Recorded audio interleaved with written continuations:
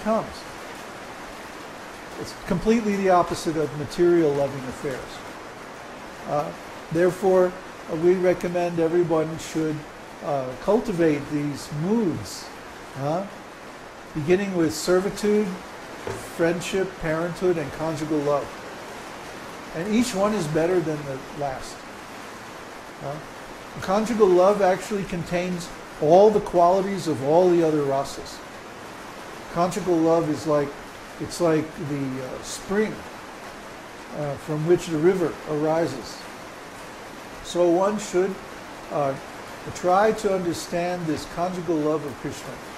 And if you're so fortunate that this is your actual identity or relationship with Krishna, then you should understand how to cultivate it and how to mature it so that it becomes very, very pleasing to Krishna. And that's the perfection of devotional service.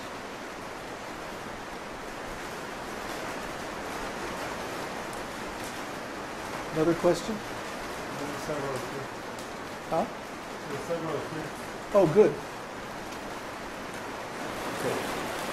Question from Devesh. How does one realize his or her role, since sometimes he feels like it is that of a friend and sometimes that of a parent, or maybe at times conjugal? It keeps changing from time to time, I have found. Well, then you haven't recognized your actual role. You're still in the beginning stage where you're just sampling all these tastes. It's just like if you go to a banquet where there are all these varieties of food that you've never had before. You want to sample a little bit of this and a little bit of that. And then sooner or later, you'll find one that you really like, and then you fill your plate up with that one.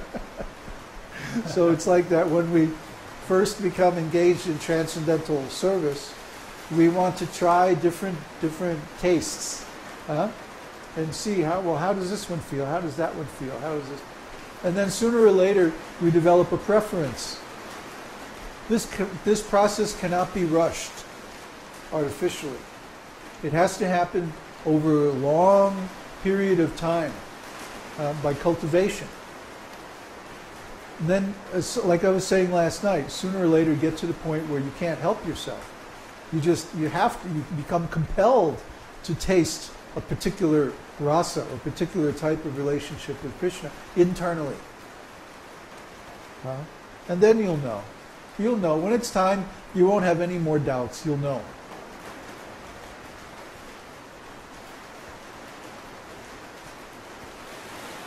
Question from Rochana Dev. I always had this question about following in the footsteps of the gopis or Nanda Maharaj. One aspires and thinks of a specific relationship with Krishna. Is there a method of worship for each rasa, or does one just think of this relationship? Well, there's external and internal.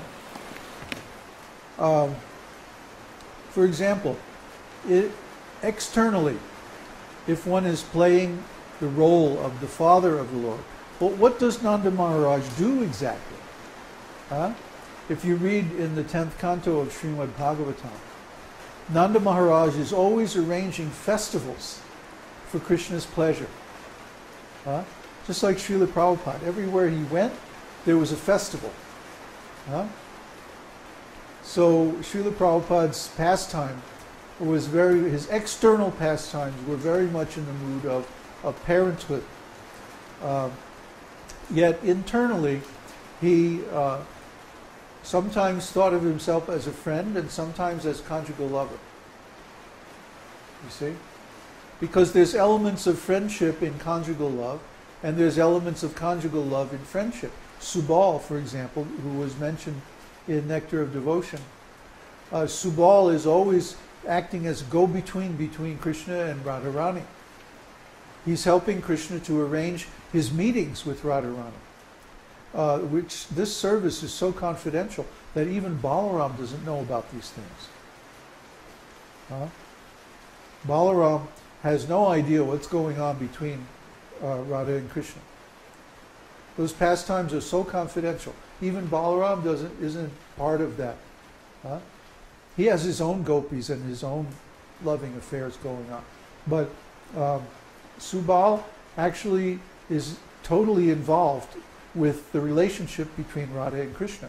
So is his relationship is not exactly 100% friendship. There's also some taste of conjugal love involved.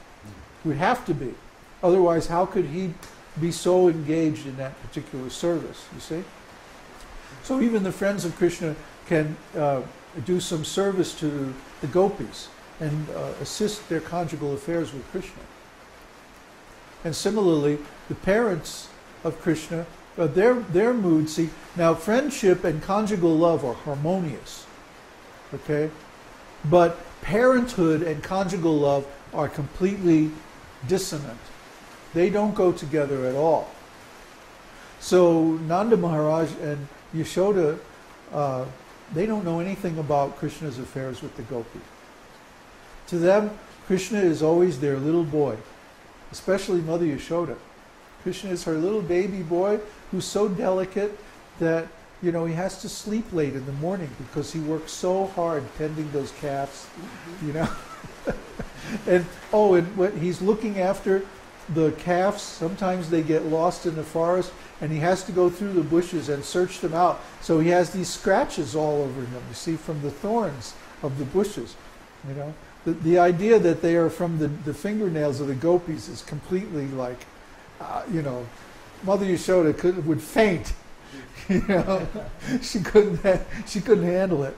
So the devotees take enormous pains to conceal the conjugal pastimes of the Lord from Mother Yashoda especially, and Nanda Maharaj.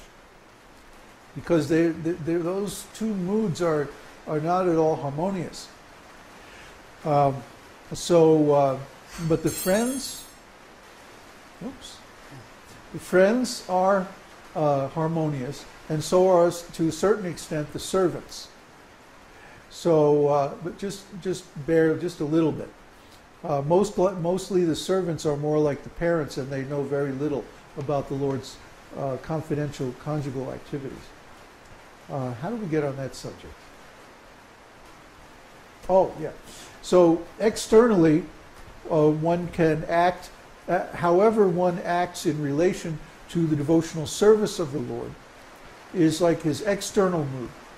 And one can have an external relationship with the deity by serving the deity in a certain way.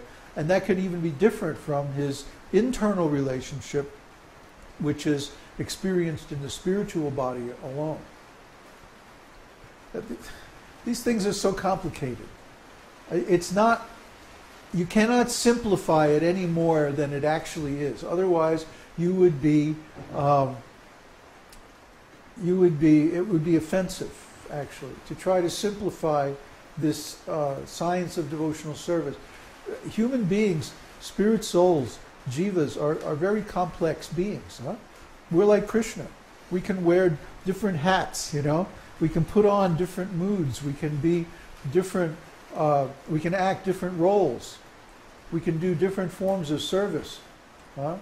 If you read Vidagdha-Madhava by Rupa Goswami, you will find that there are devotees, for example, who go back and forth between the pastimes of Radha and Krishna in Vrindavan and the pastimes of Nitai Gauranga in Navadvip, in the spiritual world. They pass back and forth, and they have different forms in these different pastimes. And it just gets wilder from there on out. Everything is possible.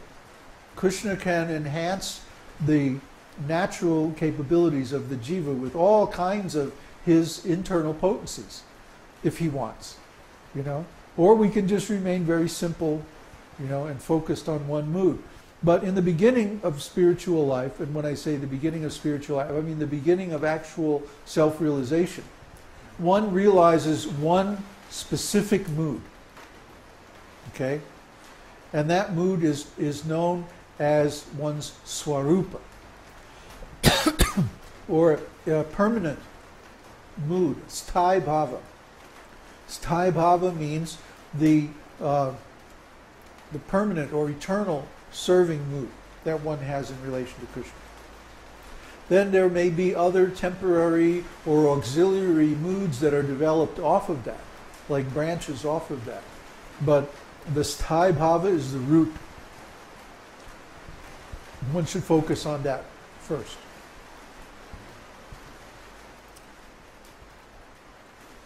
More questions? Question from Mother Swati. Is the mood of neutrality not recommended? I once felt immense pleasure thinking myself to be grass in Vrindavan.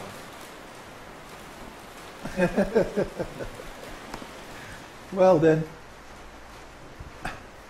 even the grass in Vrindavan is the servant of the gopis. If you're in Vrindavan, I mean,